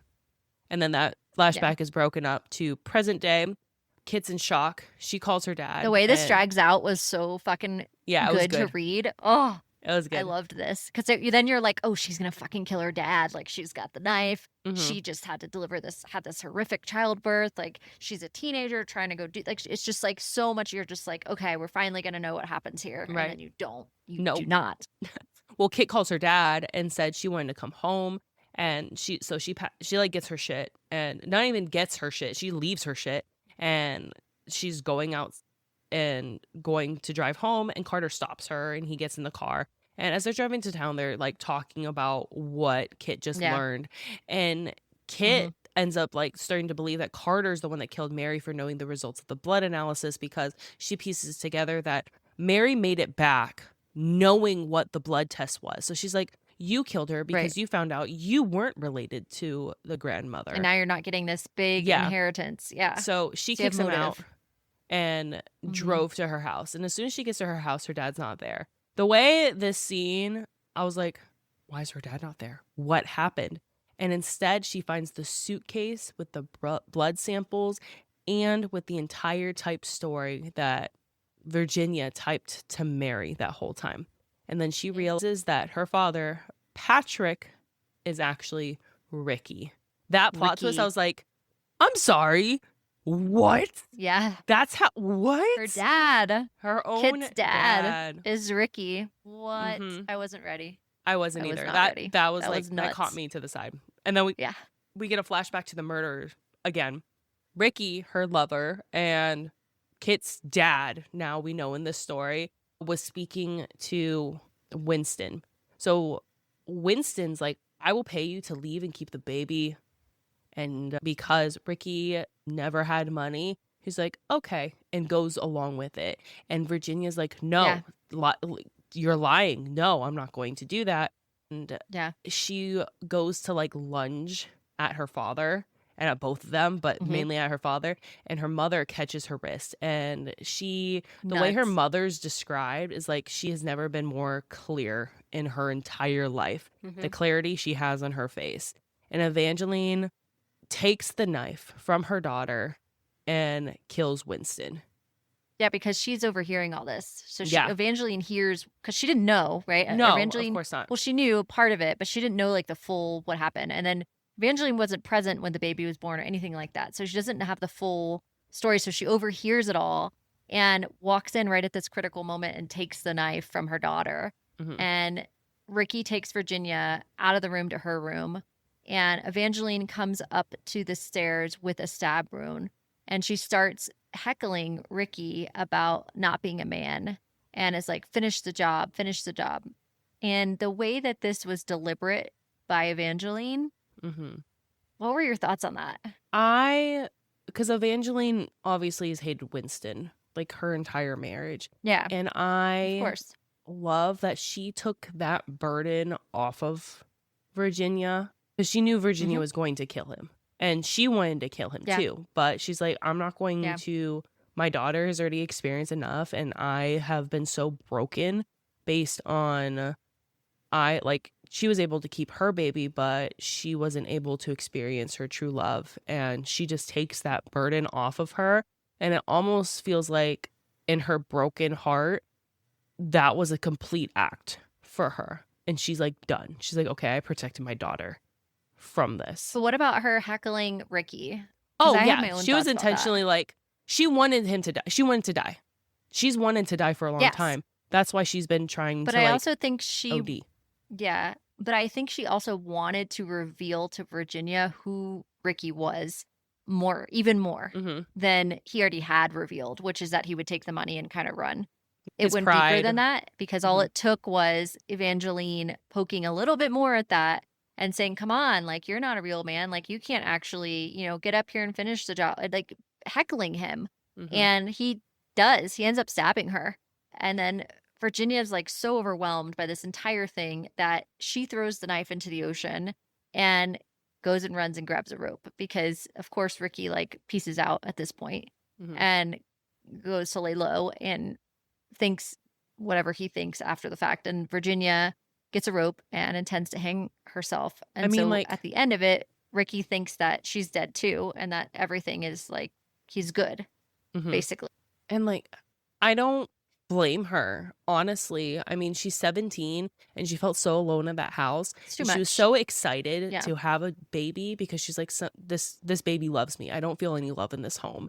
And to have that, like, I can't Ricky even loves imagine. Me. And Ricky loves me. And then she finds out, like, that's not actually true. Yeah. Traumatic. Well, not only giving that, birth is traumatic as is. But your like, whole body psychologically, you're not okay from that experience anyway. No. Like, there's no way you're like in your right mind. She literally just gave birth. Like, she's Right. not okay. And And then preemie. on top of that, her baby gets ripped from her. Yes, Mhm. it's a preemie. Her baby gets ripped from her. She's a minor. She's not fully developed in the mind. Mhm. And, you know, she's seeing her mother get. I mean, this whole thing is so crazy traumatic. There's just like, yeah, There's a lot to she just couldn't take it unpack with this. anymore. No. Oh yeah, Of course there's a lot. There's a lot of psychological trauma that's happening Yeah. right here. And she basically needed to chill out, which is exactly what she did after this happened. So then we jump back to present day. Kit has pieced this all together. That it's her dad is Patrick and the whole thing because she finds a suitcase. She reads the story and now she knows who he is and she knows where he is. So she drives back to Hope's End and sees her father's car parked outside the gate. And she storms in and immediately goes to Virginia to try to save her and hide her because she's in the wheelchair. Ricky, her dad, comes into the room and almost apologized to her. And he says he did love Virginia and didn't mean ultimately to hurt her. He confesses to his daughter that he did kill Mary for knowing the truth, but Kit does not feel like her father would kill her. Kit tells her father, like, she knows the truth. Look, nobody else has to die here. I know what happened. And then he starts to strangle Virginia for telling the truth to Kit. Kit is pleading now for her father to stop. And Virginia ends up stabbing him with a corkscrew left by the bed. And the way I almost picked wine for this drink of the episode because of this corkscrew reference.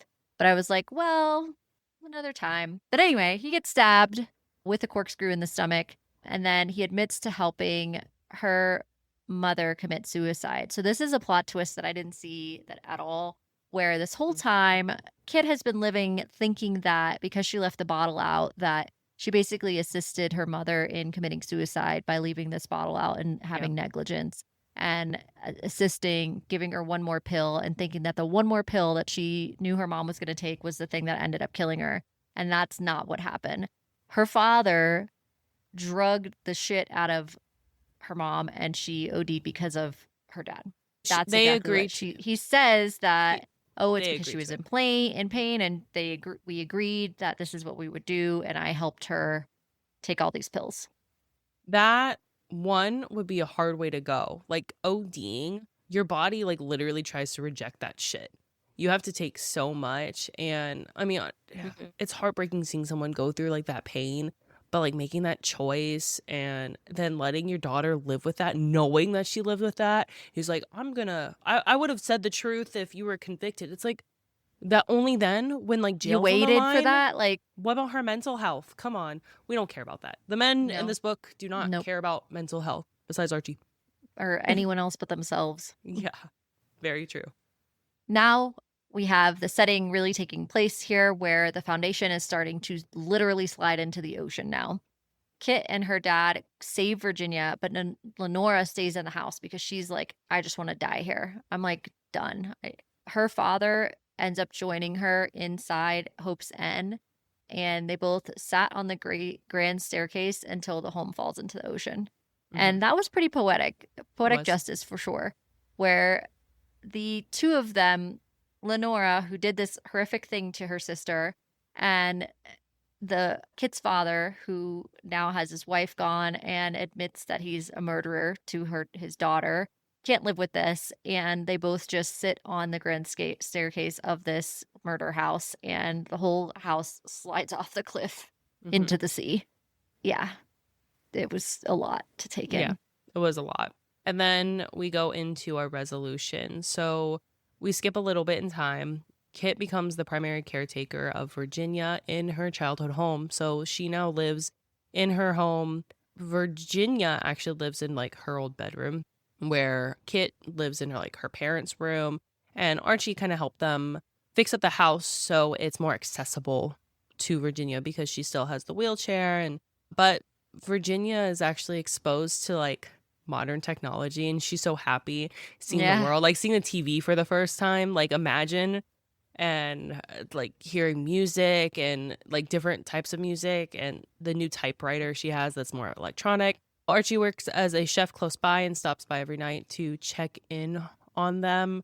Archie has very much just stayed a part of Virginia's life, since they were younger. For Ricardo, which we know was Archie's lover back in 1929, he does leave. He does ultimately just leave, and that's it for him. So the police reports that say that there's like no reference to where he disappeared to is very much accurate, but it wasn't for the same reason of what people thought, which was he was the murderer. Yeah. He was not involved in that.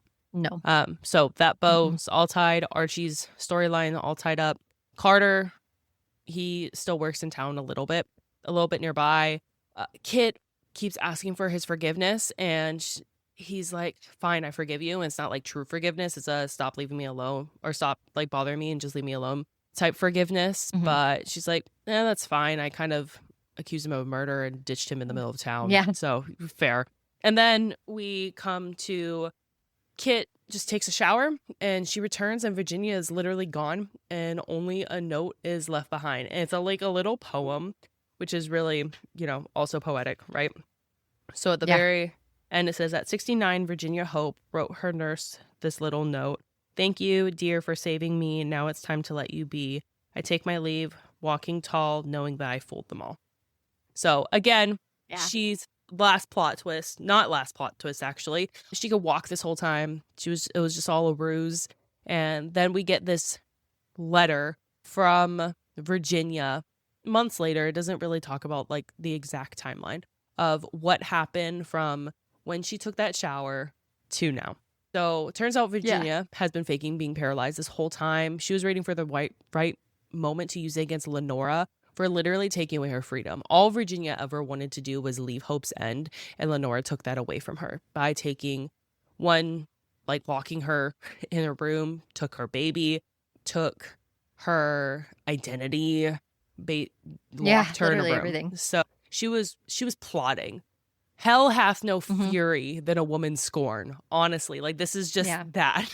And another plot twist. Jessie was Virginia's granddaughter. That's how Jessie fit into the plot. And they communicated through the audiobook recordings, right? So Jessie would, in between chapters, would record like secret messages to Virginia. And that's how they developed a relationship. And they realized that she is her granddaughter. And Jessie told her about her son, which is named Marcel. And he passed away in 1982. The way, like, literally, Virginia missed him by a year, like, kind of breaks my heart, ultimately. Awful. Like, you just missed him. And then Jessie returned to Canada when Miss Baker died. The real Miss Baker actually died. And then Jessie devised a plan to escape. But it was put on pause because Mary died, and then Kit came, and so it kind of put a wrench in things. However, when Virginia disappeared from the house, which is Kit's house, Jessie appeared in the window, like, knock, knock, let's go, bitch, and let's leave. And that's it. She got her fake passport with her real name on it that was stolen from her, and they fled to anywhere. And she bought tickets for Virginia and Archie to join them, hoping that they would forgive her for, like, her deceit. She was like, here's 2 tickets. You can come join me and decide if you want to come out. Yeah. And the very last page is a newspaper clipping that says that she died at 101 years old, which she lived a good life of freedom afterwards. I mean, obviously her life from 17 she's to in her 70s. 74 was shit, but living from 70, 72, 74 to 101, like, that's, she went out with a bang. Yeah. The media had a frenzy of this because they missed it the last time the whole murder happened. There wasn't a lot done on it because it happened on Black Tuesday, which is when the stock market crashed, and that's when the Great Depression began. So media didn't really cover it. A lot of questions weren't answered. Right. Yeah. So here they obviously were very thorough. She appeared on talk shows to talk about how she had the biggest hopes of the century, and she just wanted to talk because, she was mute for so long. Yeah. It was a happy ending. Crazy story for her. What was your star rating for this? I would say, honestly, I don't give thrillers 5s. Like, I've never given a thriller a 5. I don't either. Like, ever. Because usually I can give guess thrillers 5s. Something, but I was guessing this entire time. And this is my Mhm. first book that I've ever read by Riley Sager, and I honestly will probably read many more. Yeah, So I I loved loved it. it. It was also my first book by Riley Sager and also a 5-star for me. And I don't give those out willy-nilly on thrillers. I feel like, to your point, like a lot of them can be really predictable. And sometimes that's like part of the genre is some of that predictability. But Riley Sager, just the way that he tied everything into a perfect bow and then some, Mm-hmm. even more than I anticipated, was very satisfying for me. Right.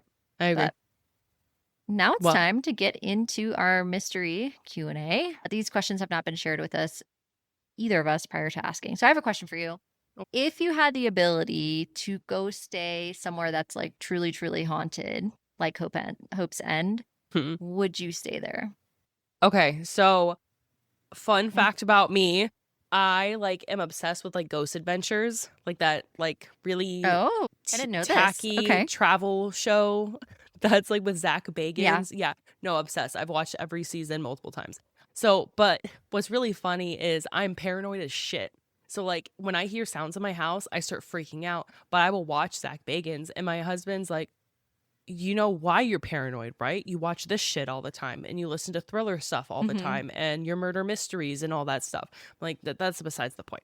So I would probably go stay, not to sleep, like not in something fun, but if I'm like staying up and like looking around, I would go to like the Lizzie Borden house because it's like historical too. Not like I feel like that's what Hope End is, right? It's like historical. Yeah. There's this crazy thing that happened. There's a lot of history that goes along with it. I don't want any demon ghosts, you know. I'll spray some holy water on me afterwards. But yeah, I would probably go there or like a haunted castle like in Europe. Europe has like a lot of castles, and I think that'd just be really cool to see like an Yeah, that's abandoned fair. castle. What about you? Okay. So this question immediately makes me think of because the old millennial MTV reference. But do you remember that show Fear on MTV back in the Y- day, like yeah. early 2000s? Mhm. Okay. It only ran for a couple of seasons, but like it was terrifying. They would give they would give these 20 somethings an area of these really haunted, usually prisons or like areas that were like for mental health facilities and stuff like that, like Mhm. old sanitariums that have been closed down and like Yeah, no. just, and of course it had to be in the middle of the night, right? Right. So they would like link them with all the, like Ghosties a have to light in their sleep face and sometimes. like all this camera Yeah. equipment, and they just had to like stand there in these areas, and it was terrifying. Mhm. And so that's a no for me. Yeah. But castle that's converted to a hotel, or I actually stayed in a haunted place in Charleston that was converted Really? into a hotel. So I Spooky don't or mind that. was it So like weird story. My grandmother told me this story about whenever we stayed there, she was like, the next morning was like, why were you tapping on my shoulder in the middle of the night? But hmm, I was not sleeping next to her. interesting. So, but she said that it wasn't, she's like, she heard laughing. And so it used to be a boarding school, Mm, a military boarding school. And so she's like, I don't know what that was. And so I don't know, she had some kind of an experience there. But it yeah. wasn't negative. She didn't feel fearful at what had happened. But yeah, a little bit I wild. children Yeah. giggling, that's like the worst. Ghost children giggling, that's like no, absolutely not. Ghost children period. No. I don't like The Shining. Don't nope.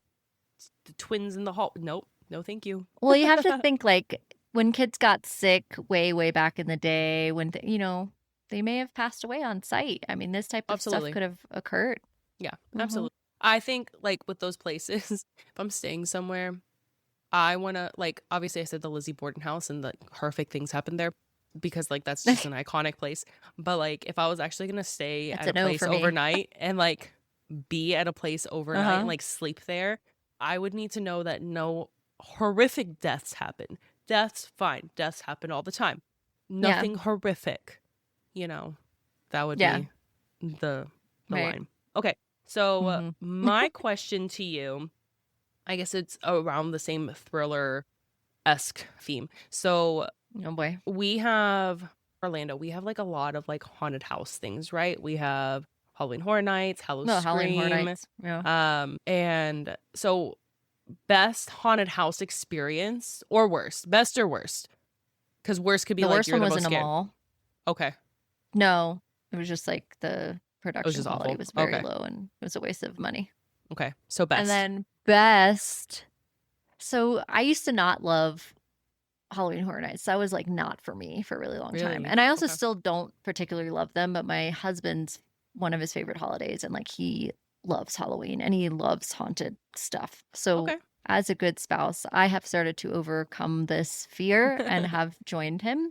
So the best experience I've ever had is actually Halloween Horror Nights RIP experience, which is very expensive, but I have now become bougie and feel like this is like the ultimate way to do Halloween Horror Nights. This basically is the way to skip all the lines essentially because you're The paying lines for are the that and worst like the part. guide. Well, yeah, but it's not even really that. What's really cool to me is because I went to film school is like the guide actually tells you how they built the houses and like the story about how they built them, why they built them, what things to look for when you're going through the house Oh, and fun. they ask you ahead of time if you want the spoilers or if or not. So like that way you don't have the house like ruined for you or whatever when you Mhm. go through. So you can have like a completely organic experience or like me who wants to know every single artistic cool thing that they did to the house before you go in it and all the information you could possibly have about it. I don't like people to touch me really at all. I'm not a hugger. That's not for me. I don't like Mhm. anyone sneaking up behind me. So for me, they're not my favorite. But I like the RIP experience because you don't have the anticipation of waiting super long. You get to experience all the houses. There's like your own bar. They take you to different bars where you kind of skip the line there too. And it's just a really cool experience where you get to experience all the houses and then you have time left over because you're going so fast. You go to Right. all the houses, you have time left over, and then you can go like experience the rest of the park. So that to me was well worth the cost in my mind. Okay. Very, very expensive, but it was well worth the cost. So that's my Okay. best. What about you? All right, fair. So we like Halloween Horror Nights. My husband, he doesn't get scared from things. Like jump scares don't freak him out. Like, because he's like, I can see that there's someone there. Like, I anticipate. He doesn't really get spooked. Why he likes going is because he likes watching my reaction to everything, which he thinks is No. freaking hilarious because I overreact to everything. I will know someone's there, but the fact that they jumped at me, I will scream at your face. So I am that person that gets targeted a I'm always lot. afraid I'm going to hurt them. Yeah, Oh, I'm always afraid I'm going to hurt them. I don't have a Yeah. fight. My reaction isn't fight or flight. Like my reaction's flight, not fight. So I like shrink and then I like run out of there. So last year it was really busy, but the Insidious house at the very end, one of the guys Oh, wow. accidentally touched me. He didn't mean to. He like went down and he didn't anticipate like me ducking a certain way. And then that's kind of freaked me out. I moved another way and this other guy came in and then I didn't see the guy coming like and these are all like the same demon guy started Mhm. coming forward and then I just lost my balance and I fell over and cuz like my husband's also like trying to like keep me in place cuz he doesn't want me to leave and I'm just like trying to bolt out of there cuz it's the very end. And then I basically like tripped and fell on my face and ran out there, which was Oh, fun. no. It was funny. I wasn't a bad sport about it. But another Okay. time for because you know how Did they they have like try like to help those. you up or like what No, they're happened? still in character. They're still in character. I just got up and ran Oh, out there. Yeah. It's a okay. part of the I experience. didn't It's know. fine. It's fine. Another time, because you know how they have those scare zones. Well, they Yes. clowns are like my least favorite thing. Like I hate clowns. It's Okay. that one area where there's transformers and it's like just there's nothing there except you get cornered. And one of these clowns chased me all the way down to the corner and just waited for me and sat there because they knew that I had nowhere else to go except to go back through the scare zone because I cornered myself. So that Yeah. was fun, just laughing at me and like banging the chainsaw on the ground. I was like, that's great. And so, yeah, wear comfortable sneakers I'm their if you least ever go. favorite because I don't react. Yeah, Yeah. that's what I don't Tyler react does. in the scare zones Yeah, at Tyler all. doesn't. So Yeah. I'm like their least favorite. They like come to walk next to me and I'll be like, "Oh, did you want a beer?" Like I'll just talk to them. And they don't I'm like their least favorite person to be in That's next to. funny. Yeah, no, I'm the opposite. I'm at the beginning of the night, towards the end of the night, I'm so numb to everything that I'm just like, okay, this isn't scary anymore. So, or I'll like Yeah, start that's walking fair. faster. My husband's like, can you slow down? I'm like, no. And wait, you enjoy this? This is enjoyable? I guess. I mean, it's fun ultimately because I know I'm not getting hurt. Okay. Like I know I'm not actually like That's fair. You're not actually, there's not real in fear. danger. It's just like Yeah. excitement because of it. Yeah. Okay. Yeah. Yeah. Before we wrap up, let's talk about what's coming up next in Book Club After Dark. Michelle, I'm so excited. Next week, we're Yes. diving into our first dark romance, but like for me is still a thriller too. So this is like a marriage of just our worlds combined to give us Butcher and Blackbird by Brynne Yes. Weaver. If you haven't read this series, Do it. even if you're not a dark romance girly, I swear this is a very good series to dip a toe into that world, see if it's for you or not. Are there triggers? Absolutely. And we will cover all of them. There definitely are things in this that are graphic for sure. We're no stranger to those topics, so I feel like that's okay. But the Butcher and Blackbird series, Ruinous Loves trilogy, actually, by Brynne Weaver is what we're getting into next. And I'm super, super excited about it. So hit that subscribe button to hear more of our exciting book talk. And we're looking forward to dissecting this new series with you. And don't forget, we want to hear from you. If you have thoughts on The Only One Left or suggestions for future reads, drop a comment below or message us on one of our social media platforms at Book Club After Dark Pod. Show us your fan art, theories, or anything bookish you'd like to share. You can also visit our website, bookclubafterdark.co, to stay up to date on our cozy content. Check out our merch, like this hat right here that I'm wearing if you're watching us online. It's the hat that everyone's been talking about when they tag us in their merch that they receive. So thank you all for our previous guests tagging us. We love that and hope you enjoy some of the merch we sent you. That's all for tonight. Sleep tight, night owls. Until next time, happy reading.